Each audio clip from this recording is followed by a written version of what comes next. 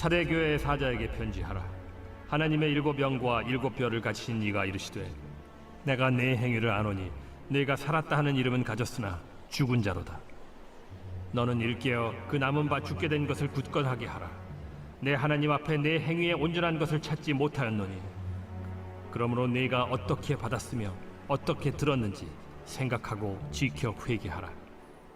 만일 일깨지 아니하면 내가 도둑같이 이르리니 어느 때에 네게 이르는지 네가 알지 못하리라.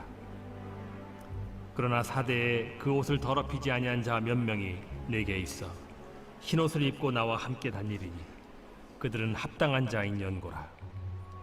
이기는 자는 이와 같이 흰옷을 입을 것이요 내가 그 이름을 생명책에서 결코 지우지 아니하고 그 이름을 내 아버지 앞과 그의 천사들 앞에서 시인하리라. 귀 있는 자는 성령이 교회들에게 하시는 말씀을 들을지어다. 주님은 사대교회 성도들에게 사람들은 너희를 살았다 그러지만 사실은 죽은 자다 이렇게 말씀하시죠. 살았다 하는 이름은 가졌으나 죽은 자다, 이 말은 어떤 사람에게 하는 말일까요? 우리가 병원 중환자실에 가보면요, 숨도 쉬고 또 대소변까지도 봐요. 그런데 의식이 없는 분들이 계십니다. 심장은 분명히 둥둥 뛰고 있어요. 그러나 말하고 행동하고 그러지를 못하죠. 분명히 살았는데 살아있다고 말할 수 없습니다. 우리는 흔히 살았다고 하나 죽은 자라고 할 때는 바로 이런 사람들을 의미하는 경우가 많을 거예요. 그런데요, 성경에서 죽은 자와 산 자의 구분은요, 우리가 이렇게 일반적으로 생각하듯이 그런 기준하고는 다릅니다. 성경에서 말씀하시는 죽은 자 그리고 산 자의 기준이 뭐냐? 그것은요, 생물학적인 죽음을 말하지 않아요. 네. 그가 하나님과 관계가 있느냐, 없느냐이죠. 다시 한번 말씀드리면 하나님과의 관계를 이렇게 유지하고 살면 그것을 산자라 그러고요. 또 하나님과의 관계를 유지하지 않고 살면요, 그것은 죽은 자라 그렇게 말씀하시죠. 네. 하나님과 관계가 단절된 채로 살아가는 모습, 그 모습을 성경은요, 죽음이라 그렇게 말하죠. 그럼 하나님과 단절됐다는 의미는 어떤 삶을 말하는가? 사람은 하나님의 인도하심과 그의 도움을 받아야만 살아야 되는데, 그러지 못하니까 내 힘과 내 능력으로만 살아야 되죠. 내 힘과 내 능력으로 살면 반드시 끊임없는 실수, 그리고 잘못된 판단을 하게 돼 있습니다. 그러면 그 결과 자꾸 실패가 반복이 되고요. 또 질병, 또 각종 연약함, 그런데 시달리게 살게 되죠. 네. 그러니까 몸은 오직 욕심으로만 또 쾌락을 따라서만 따라가게 되죠. 사람들이 겉으로 보기에는 저 사람 모든 것을 다 갖추고 있는 것 같아 라고 이렇게 부러워합니다. 네. 풍성하고 또 부족함이 없으니까요. 그런데 그 마음에는요, 기쁨도 없고 만족도 없고 또 감격도 없어요. 네. 이렇게 살아가는 상태를요, 성경에서는 죽은 자다 그렇게 말하는 거죠. 네. 성경에 구체적으로 그렇게 여러 구절이 돼 있어요. 한두 군데만 말씀을 드릴게요. 구약의 창세기에 보면요, 하나님은 사람이 결코 먹어서는 안 된다. 먹으면 죽는다. 네. 그렇게 말씀하신 열매가 있었죠. 그런데 절대 먹으면 안 된다. 먹으면 죽는다. 라고 한 그 열매를요, 사람이 먹었잖아요. 그런데 아담도 하와도 그거 먹었는데 죽지 않았습니다. 네. 성경에 보니까 다 900살이 넘게 살았어요. 네. 그러니까 생물학적으로는 죽지 않은 거예요. 다만 어떤 일이 생겼느냐? 더 이상 하나님의 도우심을 받고 살지 못하는 그런 하나님과 관계없는 자가 되어버린 거죠. 네. 그런 차이만 있었어요. 신약 성경에도 또 이런 유사한 말씀이 있습니다. 마태복음 8장 21절 이하에 보면요, 예수님의 제자 중에 한 사람이 부모상을 당했습니다. 그러니까 그 제자가 주여 먼저 가세요. 저는요, 제 아버지를 장사하고 갈 테니까 그렇게 좀 허락해 주세요. 그렇게 이야기를 했더니요, 예수님이 뭐라고 그러셨냐면요, 죽은 자들이 그들의 죽은 자들을 장사하게 하고 너는 나를 따르라. 이렇게 대답하셨어요. 성경에서 이해할 수 없는 이렇게 몇 가지의 그런 말씀이 있는데 그 중에 한 말씀에 포함되는 말씀이다. 그렇게 이야기를 하더라고요. 근데 별로 어려울 거 없어요.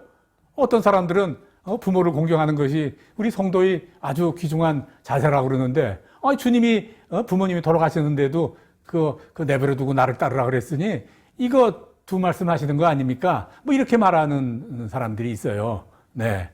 그런데 그거 잘못된 해석이에요. 여기서 죽은 자들이라 말하는 것은요, 하나님과 관계없이 사는 자들을 말하는 거예요. 제자에게 너는 나와 나와 관계를 유지하고 사는 자들이니까, 살아있는 자니까 나를 따라오고, 죽은 자들에 대해서는 죽은 자들이 장사 지내게 해라. 이 죽은 자들은 하나님과 관계없는 자들이 그 일 해라. 이렇게 말씀을 하신 겁니다. 네. 네. 그래서요, 하나님이 사도교회 그리고 성도들을 향해서 살아도 죽은 자로구나 하고 말씀하신 것은요, 사도교회 교인들이요, 겉으로는 하나님을 믿는 성도들이다, 나는 하나님을 믿는다 그러면서도요, 실제는 하나님과 관계없는 그런 믿음 생활을 했기 때문입니다. 네. 그럼 사도교회가 아니 왜 그렇게 하나님과 관계없는 책망을 받는, 말하자면 죽은 교회, 죽은 성도가 되었을까? 네. 이유를 한 3가지를 찾아볼 수가 있습니다. 사람은 환경에 많은 지배를 받게 돼 있죠. 환경에 많은 영향을 받게 돼 있습니다. 네. 그 환경의 영향을 크게 받았어요. 자, 첫째, 사대교회는요, 경제적으로 아주 유복했기 때문이에요. 네.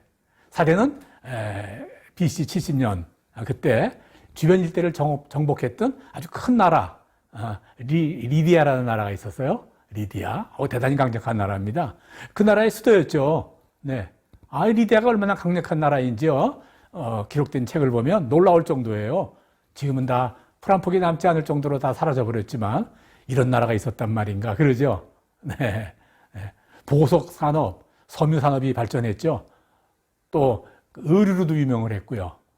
또 아시아에서 최초로 금을 화폐로 만들어 사용한 도시이기도 해요. 네, 금광이 그렇게 많은 도시랍니다. 우리가 흔히 마이다스의 손, 마이다스의 황금의 손 이런 말씀 많이 하잖아요. 무엇이든지 손만 대면 그것이 황금으로 변한다. 뭐 그런 그 전설 말이죠. 그 전설이 바로 이 사대 지역에서 나온 말이에요. 네, 첫째, 사대 지역은 경제적으로 유복했다. 둘째, 안전했습니다. 네, 사대는요, 삼면이 절벽으로 완전히 가로막혀 있어가지고요, 난공불락의 도시였어요. 지금 우리 세대로 치면 이란이 그렇다고 하대요. 이란이 이 세대에 그렇게 다른 나라가 공격을 해도 핵무기로도 공격을 못하는 것은요, 완전히 나라가 산맥으로 뺑 둘러싸여 있다 그래요. 그래서 미국도 이란하고 뭘 하질 못한답니다. 네, 사대가 바로 그랬어요.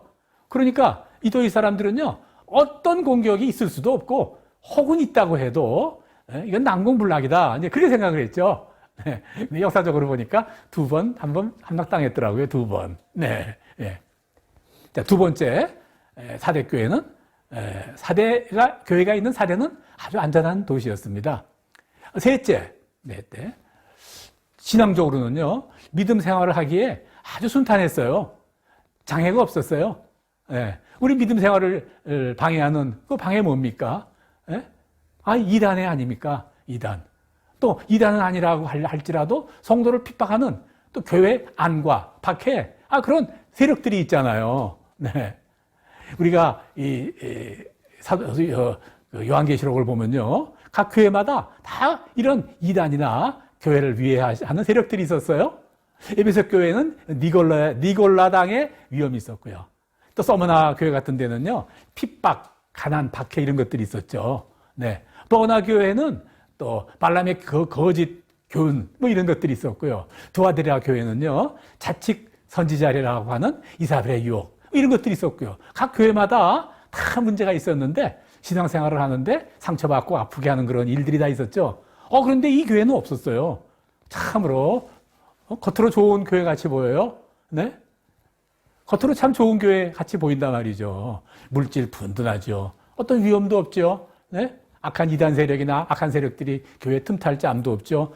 그런데 이 교회를 향해서 우리 주님이 뭐라고 말씀하시냐? 네. 살아있는 것 같이 보이나 너희들은 죽었다. 이렇게 말씀하시잖아요. 네.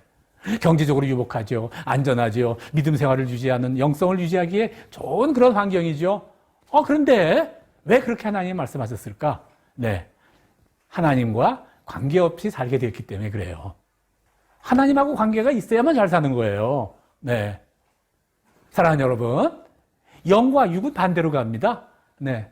사람들은 편하면 편할수록, 안전하면 안전할수록, 안락하면 안락할수록, 육신이 편하면 편할수록 영적 생활이 게을러져요. 네. 왜 그럴까요? 편할수록 기도 시간 적어집니다. 굳이 기도 안 해도 물질 풍부하고 편안한데, 굳이 기도까지 안 한다. 점점 기도 시간이 줄어들죠. 열심도 사라지고요. 열심이 사라지고 기도 시간 사라지고 하니까 기쁨도 사라져요. 네? 감사도 사라지죠. 이게 뭡니까? 기쁨, 감사, 열성, 충성, 이 다 사라지는 거, 점점 사라지는 거. 그게요, 믿음이 점점 작아지는 거예요. 나도 모르게 그렇게 된단 말이죠. 그러다 어떻게 되느냐? 그러다 점점 하나님과 멀어지고요. 마침내 하나님과 관계없는 자, 그렇게 살게 되는 거죠. 네. 그렇게 되는 거예요. 네. 사람들이 어려움에 처해 있을 때, 빈곤하고, 위기가 많이 닥쳐 있고, 참으로 기도할 수 없을 만큼 바쁘고, 뭐 이런 사람들이요.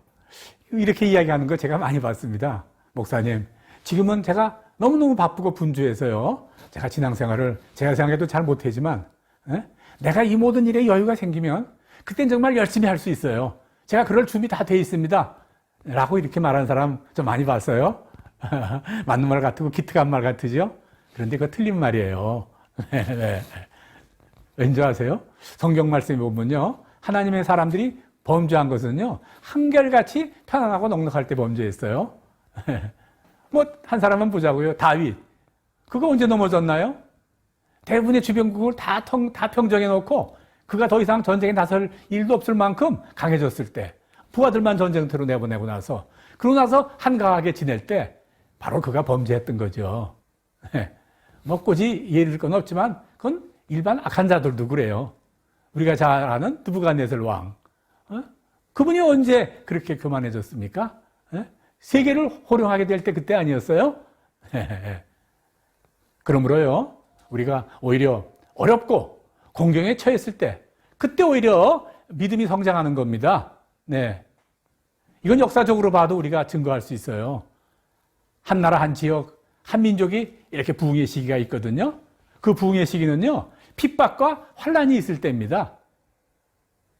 개인도 그래요. 개인도 내 삶에 핍박과 환란과 부족함이 있을 때, 그때 부흥이 오는 겁니다. 네. 우리 초대교회 때 보면요, 하루에 3,000명, 5,000명이 구원받는 엄청난 부흥이 있었다. 이거 기록되어 있잖아요. 네. 근데 그때가 언제인 줄 아세요? 로마에 엄청난 핍박이 있을 때입니다. 네. 그럴 때 그렇게 되는 거예요. 요새는 조금 달라졌어요. 또 좀 달라졌지만, 중국이 예전에 모택동이 문화혁명을 했죠. 말은 멋있게 문화혁명이지만, 뭐 이렇게 기독교적으로 볼 때는 성경을 불태우고 교회를 폐쇄하고 선교사들을 다 쫓아내고 뭐 그러는 일이죠. 네. 그래서요, 중국의 성도가 다 사라지고 교회가 사라진 듯 그렇게 사람들은 생각했죠. 그런데요, 놀라운 일이 생겼습니다. 문화혁명이라는 그런 악한 사건을 저지를 때 그저 기독교 인구가 한 70만 명 정도였는데, 그렇게 박해를 당한 그 문화혁명이 끝난 다음에 정확한 숫자인지는 알 수 없지만 성도가 수백만 명이 되었고요. 그 이후에 그것이 1억대가 가까워졌다 하는 그런 조사 자료도 봤어요. 엄청나게 늘은 건 사실이에요. 또 지금 또 달라졌어요. 문화혁명 때 같지는 않지만 지금 선교사들을 쫓아내고 이런 일들이 중국에 아주 엄청나게 심하죠. 네. 그럼 우리가 사는 이 한국은 어떻습니까? 우리 교회가 언제 부흥했습니까? 일제 치하에 압제와 가난이 있을 때 우리가 교회가 부흥했습니다. 네. 6.25 전쟁으로 서로 형제가 서로 죽이고 전쟁을 일으키고 많은 사람이 죽을 때, 재산을 다 없애버렸을 때, 그 폐허 위에서, 그 가난 속에서 우리 기독교가 엄청난 부흥을 이룩했죠. 세계적으로 드물게 보는 부흥이라고 그러잖아요. 세계적으로 드물게 보는 가난과 세계적으로 드물게 보는 전쟁 과정에서 그렇게 늘어났다는 거죠. 부흥했다는 거죠. 네. 조금 더 말을 부연하면 이렇습니다. 그런데요, 네? 그런 우리들을 하나님이 도우셨잖아요. 네? 천막을 치고 아무 데서나, 질퍽한 논바닥에서 기도를 하고, 그런 우리 민족을 하나님께서 참 도와줘야 되겠다 해서 인도해 주셔가지고요, 이 모든 어려운 현실을 극복하고 우리나라 참, 잘 살게 돼 있죠. 한마디로 지금 선진국 그래요. 저 얼마 전에 한국에 나갔더니 자연스럽게 선진국 하는 바람에 저 깜짝 놀란 적이 있었어요. 우리가 선진국이랍니다. 얼마나 놀랐는지 몰라요. 제가 개발도상국이라는 말까지 알거든요. 예. 그런데 지금 어떻게 돼 있습니까? 우리 한국 기독교가 점점 이 정체를 겪기 시작하잖아요. 네. 구원이 품으로 돌아오는, 교회로 돌아오는 숫자가 줄고 있다 그 말이에요. 오히려 더해서 물질주의, 교권주의, 이런 것들이 말이죠. 교회 안에 들어오고 있고, 누구나 다 인정하는 대로 나날이 연마다 교회의 쇠퇴가 눈에 보이잖아요. 그래서 영과 육은 따로 간다. 네, 이렇게 말씀드린 거예요. 하나님은 더 풍성해지고, 풍성한데도 더 풍성해지고, 부유한데도 더 부유해지고, 그러길 원한단 말이죠. 욕심 부리게 되면 어떻게 됩니까? 욕심을 부리면 망하잖아요. 죽잖아요, 욕심 부리면. 욕심을 부리지도 않고 그렇게 되는 방법이 있느냐? 있다 그 말이에요. 하나님이 오늘 본문에서도 말씀을 하세요. 네. 그게 방법이 있느냐? 그 방법이 뭐냐? 회개입니다. 회개. 어떤 사람들은 그래요. 왜 밤낮 회개냐 말이지. 맨날 이렇게 잘못하고 했으니까 용서해 주세요. 그렇게 살아란 말이냐. 이렇게 말하는 사람도 있고요. 보다 더 극적으로 어떤 한 이단 단체는요. 그 회개할 필요 없다고까지 하는 데도 있지만 아닙니다. 회개가 우리 부유함을 더욱더 부유하게 하고 우리 풍성함을 더욱더 풍성하게 한다. 안전함을 더욱더 안전하게 해준다. 하나님도 오직 그걸 원하신다고 말이에요. 네? 그거 어떻게 하면 되느냐? 회개라고 말씀드렸죠. 오늘 본문 보겠습니다. 네. 그러므로 내가 어떻게 받았으며 어떻게 들었는지 생각하고 지켜 회개하라. 오늘 본문이에요. 네. 네가 지난날 처음 예수를 믿을 때, 네가 복을 받기 시작을 할 때 어떻게 받았으며 어떻게 들었는지 한번 생각해봐라 그 말이죠. 했더니 어떻습니까? 아이고 내가 이거 잘못했구나. 그거 안 느끼는 바보죠. 다 그렇게 느끼는 거예요. 그 생각을 지난날 어려울 때 복 준 거, 주님이 우리에게 축복해 준 거 생각을 안 해서 문제지. 한번 생각해 보면요. 회개가 안 나올 수 없다 그 말이에요. 어떻게 내가 예수님을 만났는데 그 만난 예수님이 나에게 얼마나 나를 지켜주셨고 나를 얼마나 보호해주셨는지 그걸 첫사랑이라도 이야기하죠. 첫사랑. 그 첫사랑 회복해야 됩니다. 그리고 잘못된 길에서 돌이켜야 됩니다. 그게 회개입니다. 그저 회개만 말로 잘못했구나 이러지 말아야지. 그러는 게 아니라 네? 기뻐하지 못한 것 야 잘못됐구나. 감사하지 못한 것 감사하기 시작하고 열심히 주님을 섬기지 못한 것 잘못했구나. 내가 열심히 주님을 섬기기 시작하고 간절히 기도하지 못한 것 잘못됐구나. 기도하고 말씀대로 살지 못한 것 원명과 불평에 살았던 것 그거 다 회개하고 바꿔야 된다 그 말이죠. 그게 회개라고 말이죠. 네. 그런데 무엇보다도 가장 먼저 최우선적으로 우리가 중요하게 기억해야 될 것은요. 내가 사는데 주님이 별로 필요하지 않잖아. 다 구비되어 있는데 내 힘으로 얼마든지 할 수 있는데 내가 꼭 주님이 있어야 돼. 그렇게 생각했던 거 그거 회개해야 됩니다. 네. 그러면 어떤 일이 생깁니까? 나를 도우시려고 성령님이 오십니다. 네. 성령님이 오신다고 말이죠. 사도행전 2장 38절에는 이렇게 설명을 하세요. 너희가 회개하여 각각 예수 그리스도 이름으로 세례를 받고 죄사함을 얻으라. 그리하면 성령을 선물로 받으리냐. 예, 성령과 동행하는 사람이 된단 말이죠. 네, 하나님의 인도하심을 따르게 된단 말이죠. 하나님이 내 삶을 때로는 강제로 이끌어 가시기도 한단 말이죠. 어디로? 복 받는 곳으로 인도하신다 그 말이죠. 네. 우리는 하나님이 영이고 가시는 존재가 되고 하나님이 존재하시는 그 영으로 인해서 내가 죽을 몸이 아니고 살 몸이 되는 것입니다. 네. 죽을 몸이 아니고 산 자로 살게 되는 것입니다. 죽은 자가 아니고 산 자라고 불려지게 된다고 말이죠. 로마서 8장 10절에서 13절까지를 제가 본문 올리겠습니다. 그리스도께서 너희 안에 계시면 몸은 죄로 인하여 죽은 것이나 영은 의를 인하여 산 것이니라. 예수를 죽은 자 가운데서 살리신 이 영이 너희 안에 거하시면 그리스도 예수를 죽은 자 가운데서 살리신 이가 너희 안에 거하시는 그 영으로 인하여 너희 죽을 몸도 살리시리라. 마지막 8장 13절 너희가 육신대로 살면 반드시 죽을 것이로되 영으로서 몸의 행실을 죽이면 살리라. 예, 이 말씀입니다. 사랑하는 성도 여러분, 네, 오늘 온라인 영상을 통해서 함께 주일 예배를 드리는 사랑하는 성도 여러분, 이제 오늘 말씀을 마치려고 합니다. 네, 혹시 우리 중에 어떤 자는 내가 지금 죽은 자로 살고 있으면서도 하나님과 전혀 관계없이 살고 있으면서도 나 살았다, 나 복을 받고 싶다 라고 그렇게 착각하며 살고 있지는 않은지 한번 돌아보시기 바랍니다. 회개해야 됩니다. 회개해야 하나님의 영, 거룩한 영 성령이 내 안에 거하시게 하고 내 안에 거하시는 그 성령으로 인하여 살아있는 자가 되어야 될 것입니다. 그런 복된 삶을 사는 모든 성도들이 되기를 주의 이름으로 간절히 축원합니다. 아멘.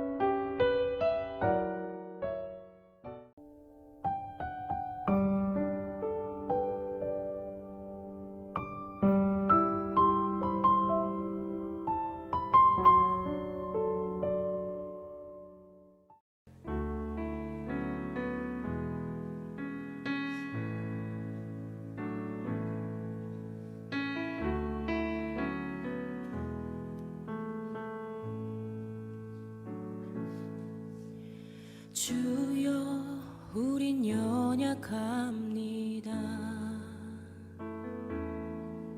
우린 오늘을 힘겨워합니다. 주 뜻 이루며 살기에 부족합니다. 우린 연약합니다. 주여 우린 넘어집니다. 오늘 하루 또 실수합니다. 주의 긍휼을 구하는 죄인입니다. 우린 주만 바라봅니다.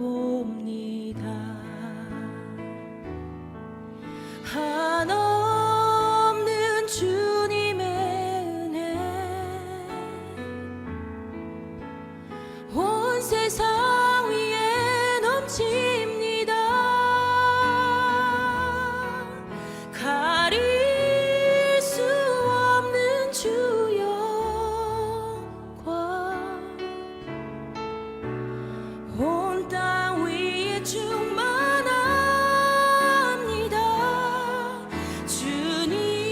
주님만이 길이오니 우린 그 길 따라갑니다. 그날에 우리를 이루신 주는 완전합니다.